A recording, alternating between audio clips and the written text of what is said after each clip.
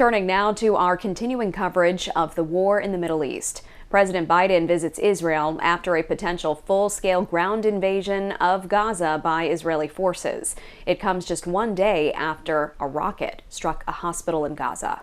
Madeline Rivera has more. One day after a rocket strike at a crowded hospital in Gaza, President Biden says Israel is not responsible.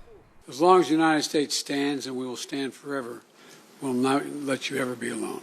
President Biden is pledging America's full support as Israeli forces gear up for the next phase of this war. Mr. President, the road to victory will be long and hard. The president meeting with Prime Minister Benjamin Netanyahu and his war cabinet on Wednesday to learn more about their plan and press for aid to be sent into Gaza. Israel will do everything it can to keep civilians out of harm's way. We have asked them and will continue to ask them to move to safer areas. The second half of Biden's trip, a stop in Jordan, was canceled after a rocket struck a hospital in Gaza on Tuesday. Israel said it was the work of the militant group Islamic Jihad, which is trying to blame Israeli forces. Biden saying it appears Israel did not launch that strike. And based on what I've seen, it appears as though it was done by the other team, not you. But there's a lot of people out there not sure.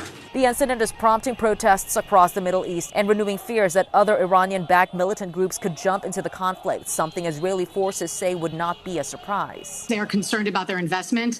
They've invested millions and millions of dollars into Hamas, arming Hamas and guiding Hamas over the years. During his trip to Israel, President Biden also met with first responders and families of those being held hostage by Hamas. In Jerusalem, Madeline Rivera, Fox News.